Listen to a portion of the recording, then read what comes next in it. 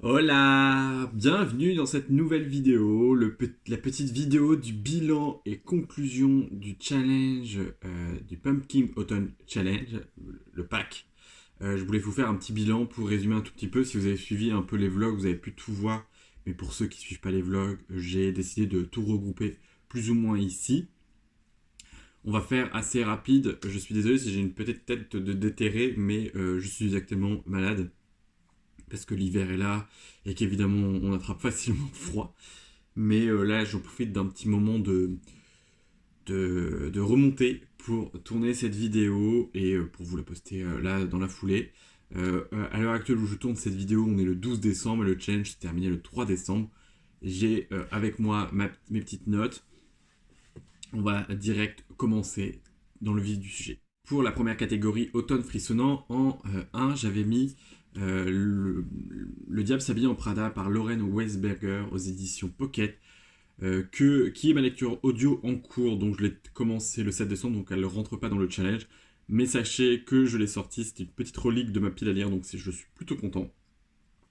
Et sans trop diverger, je passe un très bon moment, parce que j'aimais déjà le film, donc là, clairement, voilà, je n'aime que, je ne peux que aimer, et voilà, je passe un bon moment. Il y a des trucs qui diffèrent un petit peu, mais ça va. Il y a des choses. Franchement, honnêtement, je passe un très bon moment, et il me reste un peu plus de 100 pages à lire, 117 pages à lire. Donc c'est plutôt cool. Au moins celui-ci sortira de ma pile à lire, même s'il n'est pas sorti pour le challenge. En deuxième, j'avais mis Les Disparus du Pays Imaginaire par Hayden Thomas, édition Sabran, dans leur très jolie édition avec Jaspage, tout ça. C'est une lecture que je m'étais mis pour l'automne et tout ça. Et honnêtement, alors je l'ai commencé à le lire dès sa sortie pour voir ce que ça donnait et tout, parce que je me suis dit j'ai envie de me justifier entre guillemets d'acheter un collector et de le lire dans la foulée. Et au final, je l'ai gardé pour un peu de temps après et je l'ai dévoré. Euh, Ça a été une bonne lecture, mais vous savez, ce genre de lecture où on s'y attend pas. Honnêtement, la fin était très touchante et tout, et j'ai vraiment bien aimé. Donc voilà, moi qui pensais pas forcément le garder, honnêtement je vais le garder, et je le relirai en sachant cette fin. Je pense qu'il y a une double lecture qui peut se faire, et j'ai passé quand même un très bon moment du coup. En troisième position, j'avais décidé d'y mettre ma revision, ou ma vision, enfin le fait que je regarde une deuxième fois la série mercredi, la saison 1. Je sais pas quand est-ce que la saison 2 est censée sortir, mais j'espère assez rapidement. La saison la saison 1, le fait de le voir une deuxième fois, ça m'a permis de voir des détails qu'on voit pas forcément au début, enfin comme ça.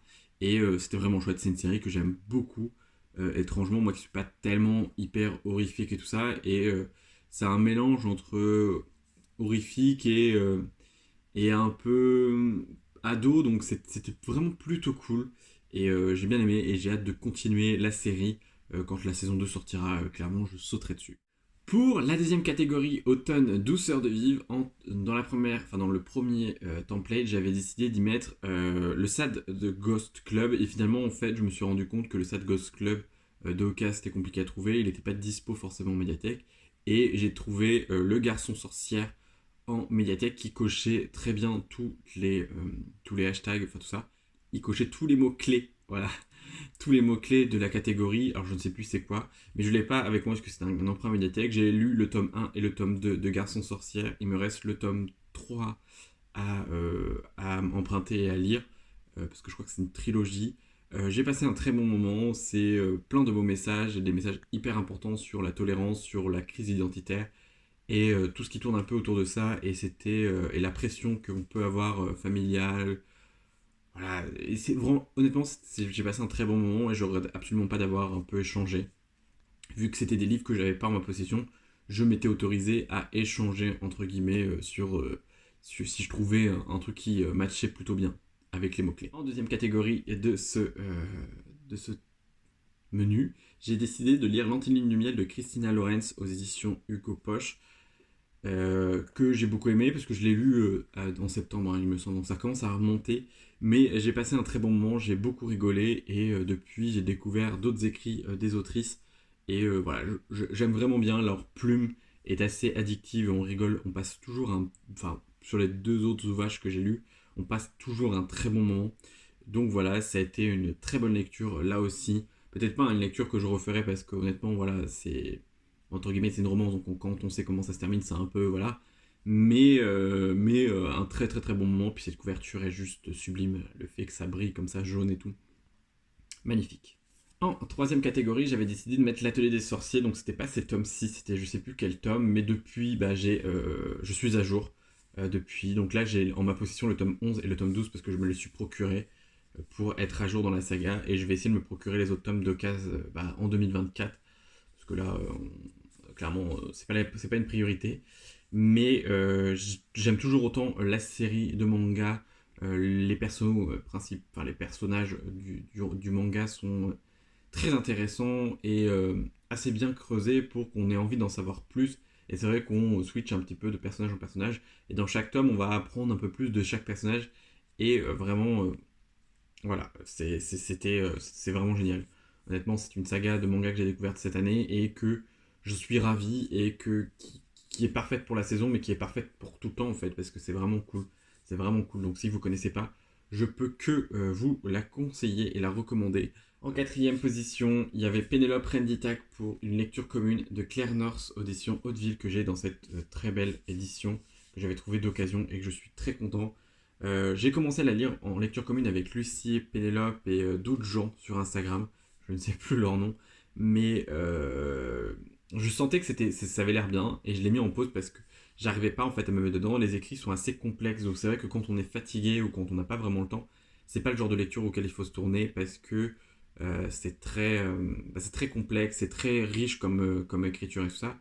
Et on est entre guillemets un peu spectateur de la scène parce que c'est une déesse qui nous raconte l'histoire de Penelope Renditac et d'un peu toutes ces femmes autour d'elle. Et c'était plutôt intéressant de ces hommes qui font la cour à Pénélope parce que son mari est parti depuis bien trop longtemps et tout le monde pense qu'il est mort, ou du moins il est mort. Donc ils veulent absolument la conquérir, sauf elle invente tout un tas de stratagèmes pour les tenir éloignés et faire semblant d'être une femme docile alors qu'elle ne l'est pas du tout. Et c'était vraiment, j'ai passé un très bon moment. Je savais pas trop si j'allais continuer parce que c'est très très très riche, mais évidemment, comme tout tome 1, ça donne envie d'avoir la suite. Et puis j'aime beaucoup les réécritures mythologiques. Donc honnêtement, ça ne peut que aller. Et puis finalement, j'ai bingé les dernières pages parce que c'était simplement génial. Donc voilà, honnêtement, voilà. Réécriture mythologique, il rentre dans un petit top, clairement. Pour le troisième menu, Automne des bois et au-delà, dans la catégorie, dans la catégorie numéro 1, j'avais mis Sur la porte qui chuchote de T.J. Klune, aux éditions de Saxus, que je ne me suis pas procuré, que j'ai évidemment donc pas lu, sinon voilà. Donc voilà, c'est le deuxième livre qui, entre guillemets, ne rentre pas dans ce challenge, mais c'est pas très très très très grave, parce qu'il me tombe toujours autant, mais je suis pas tombé d'occasion dessus, et voilà, vu que je lis pas mal avec mon mood, on en reviendra juste après, c'est compliqué des fois d'anticiper des lectures, d'acheter un peu comme ça 3 mois à l'avance et de savoir si je vais avoir envie de les lire. Malgré qu'ils me fassent toujours envie, c'est pas quelque chose que j'ai envie de lire là maintenant. Donc, ou alors il aurait vraiment fallu qu'il soit devant moi dans ma pile à lire. Pour la deuxième catégorie, c'est Morgane Pendragon, de je ne sais plus l'auteur, mais je vous mets le livre ici. C'est un livre que j'ai lu, mais que je n'ai plus dans ma possession parce que c'était pas le truc où j'ai le plus kiffé. Donc voilà, il est parti direct de ma bibliothèque parce que voilà, je ne voulais pas le garder et que finalement ça tombait bien parce que voilà, j'ai mis des trucs à vendre sur Vinted, donc j'ai dit vas-y, j'en profite de le mettre aussi. Et voilà, j'ai quand même passé un bon moment, mais c'était pas la lecture de l'année, c'était pas quelque chose que j'aurais voulu relire. Je sais pas, c'était trop rapide, on enchaînait trop les trucs et je sais pas, c'était pas assez construit, pas assez développé pour moi, donc il manquait pas mal de choses et c'était pas pour moi. C'est dommage, c'était pas pour moi, peut-être que je suis passé à côté. Mais en tout cas, voilà, si vous aimez la légende arthurienne, je pense que ça peut vous plaire. Moi, je suis pas très familier avec ça. Donc c'est vrai que c'était peut-être compliqué. Et c'est peut-être pour ça aussi que j'ai pas tout compris. Mais en soi, l'histoire avançait beaucoup trop vite pour moi. C'était pas assez développé à certains moments. Donc voilà. Et je suis un peu content que ça ne pas durer 100 pages de plus non plus. parce qu'honnêtement, je pense pas que j'aurais continué pendant tout le long. Le troisième, c'est la série House of Dragon que j'ai regardé dans son intégralité la saison 1. Et je suis un peu mitigé parce que comme Morgan Pendragon, je trouve que ça va extrêmement vite. On enchaîne beaucoup entre les épisodes, il y a des timelines qui sont énormes pour moi. Et peut-être que j'ai beaucoup trop aimé Game of Thrones et que du coup, cette série, voilà, notamment Shirley qui l'a, elle, visionnée, qui adore Game of Thrones, a beaucoup aimé. Donc voilà, je pense qu'il y a quand même des gens qui adorent. Mais j'avoue que pour moi, c'est trop rapide pour qu'on s'attache à des personnages, pour qu'on apprenne à les connaître et que finalement, il y a un gros gap. En fait, les gros gaps, moi, ça me gêne pas trop entre les saisons, mais c'est vrai que dans la saison, c'est un peu compliqué, quoi. C'est vraiment compliqué d'avoir cette time sur un épisode d'un épisode à un autre, surtout des gaps énormes comme ça. Voilà, je ne veux pas vous spoiler tout ça. Mais après, voilà, pour tout ce qui est l'univers, les dragons, tout ça, c'est quand même assez génial. C'est quand même très beau. C'est quand même impressionnant à regarder. C'est vrai que, bon, il a fallu que je me remette dedans parce que c'est vrai que moi, le côté trop sanglant, c'est compliqué. Donc c'est vrai que quand j'arrive à comprendre que c'est une série et que je suis dedans, ça va. Mais c'est vrai que là, le premier épisode, voilà, il faut reprendre, faut se remettre dedans, quoi. Donc voilà, mais sinon, c'était quand même cool. C'est juste que je sais pas si, hormis si Shirley me reprête la saison 2 en DVD, c'est pas quelque chose que je me procurerais chez moi, en tout cas. Peut-être que j'essaierai de lire les livres, parce que peut-être que les livres sont plus étalés et plus développés entre deux. Je ne sais pas, je verrai bien. Parce que je sais que Shirley a le tome 1. Donc peut-être que je lui emprunterai pour le tenter, voir, mais pas dans l'immédiat. Et le petit quatrième de ce menu, c'est Apprendre si par bonheur de Becky Chambers aux éditions La Talente. Comment vous dire Pas lisez en fait, enfin, lisez Becky Chambers. J'aurais voulu en avoir des pages et des pages et des pages supplémentaires, même si en fait, honnêtement, je pense pas qu'il en suffit. Il en fasse plus pour, entre guillemets, nous mettre sur le cul comme ça. Et c'est vraiment un bonbon, cette autrice, je pense. J'ai beaucoup aimé. C'est l'histoire de moines et de robots, sa duologie, et je sais qu'il me reste le tome 1 de sa quadrilogie à lire là. Enfin, voilà. Donc, honnêtement, j'ai très, très, très, très, très envie de continuer, et je me range du côté de toutes les copines qui adorent Becky Chambers, et honnêtement, voilà, j'ai passé un très bon moment. C'était une très très très très très très bonne lecture. Et c'est Becky, quoi. Honnêtement, c'est vraiment Becky, et c'est voilà, je peux que vous amener à la lire. Je réfléchissais à mes mots, mais alors c'est de la SF là pour le coup. De Moines et de robots, c'est un peu dans le, enfin c'est plus peut-être plus adéquat si vous avez plus l'habitude de lire de la fantasy. Mais voilà, mais honnêtement, lisez. Lisez, c'est assez court, je pense que ça vaut largement le coup de se dire. Alors moi, je sais que par exemple, mon médiathèque, il y en a certains qui sont dispo, mais ça vaut le coup de se dire, je teste, je vois ce que ça donne, mais honnêtement, il faut le lire, parce que l'autrice a un côté de vous montrer une facette du monde un peu idéale ou agréable, ou le bon côté, ou voilà, et il y a tant de représentations dans ce bouquin, il y a tant de belles choses, de belles phrases, de bons moments, Enfin, c'était vraiment très très très chouette. Nous allons passer avec le dernier menu de ce challenge, Automne rayonnant. J'avais décidé de mettre l'attraction Désastre de Phil Stumper aux éditions Corrigan, que j'ai lu aussi, que j'ai bien aimé. J'ai acheté à sa sortie parce que j'avais très envie de découvrir le deuxième contemporain un peu LGBT de la maison d'édition, parce que j'ai beaucoup aimé Date Me Bryson Keller, parce qu'il y avait toute une notion de coming out, tout ça, et de l'homophobie, et tout ça, en fait, tout ce qui rapporte un peu à ça. Et en fait, ils avaient vendu un peu celui-ci dans la même vibe, et c'était pas vraiment le cas. On va pas se mentir, c'était pas le truc de dingue. C'était hyper intéressant si on aime comment dire, tout ce qui est astrologie, enfin pas astrologie, mais astre. On est quand même dans le milieu de la NASA, dans une télé-réalité de la NASA. Donc ce côté télé-réalité, j'étais pas hyper fan, mais ça montre certains côtés un peu perverses de la télé. un peu glorieux de la télé-réalité qu'on peut faire une image. Ça veut dire que les gens sourient, tout ça, les gens sont bien, alors que bah, c'est pas du tout le cas. Faudrait je viens d'avoir une alerte. Il faudrait que je fasse de la place sur la batterie, enfin sur la batterie, sur le stockage de la caméra. Mais voilà, j'ai passé un bon moment, mais c'est pas le livre de l'année. Je pense pas qu'à terme celui-ci restera dans ma bibliothèque parce que bon, j'ai passé un bon moment, mais c'est pas quelque chose que je relirai. J'ai pas non plus été hyper transporté. Alors évidemment, il y a une romance un peu, enfin un peu homosexuelle, non, carrément homosexuelle. Il y a un peu de représentation pour la dépression, un peu tout ça, et c'était vraiment cool par rapport à ce sujet-là. Mais le truc de la télé-réalité pour moi, c'était pas dingue et j'ai pas hyper apprécié le fait que notre perso principal veuille, enfin à 17 ans, est un influenceur et que tout repose sur ses épaules, enfin voilà et tout. Je sais pas, j'étais pas hyper fan, j'étais pas hyper convaincu, mais bon, ça reste quand même un bon roman, une bonne petite romance ado, et c'est bien, et ça permet d'introduire un peu ce côté de la dépression qui est un peu, peut-être pas le sujet le plus traité en jeunesse, enfin jeunesse, plus pré-ado, mais c'est plutôt cool, c'est plutôt cool.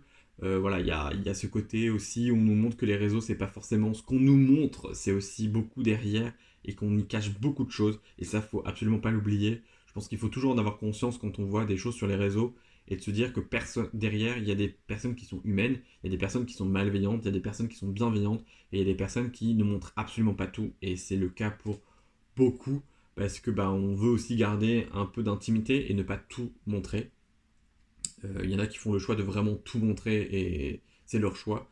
Mais voilà, je pense que là-dessus, c'est bien d'avoir un petit peu un recul et je pense que en ce sens, ce roman est quand même essentiel là-dessus. Mais moi, ça m'a pas transcendé quoi. Dans la deuxième catégorie et l'avant-dernière, j'avais mis Les Graciers que j'ai emprunté mais que moi j'ai écouté en audio et j'ai passé un très bon moment. Alors, c'est paradoxal parce que j'ai pas passé un très bon moment parce que j'étais en colère sur certaines choses, mais le roman était bien. Le roman, les écrits, enfin, c'était vraiment, vraiment chouette.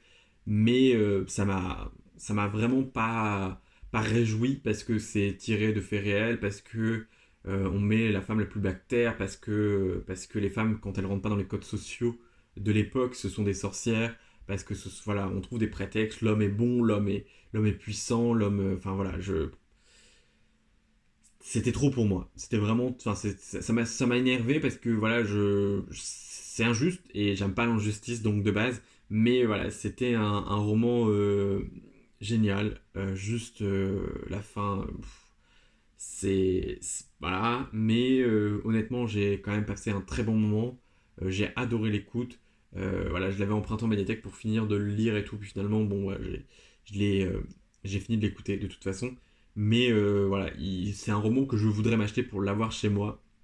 Et il fait un peu partie de ces écrits qui sont à recommander et qui sont à lire pour prendre conscience de beaucoup de choses.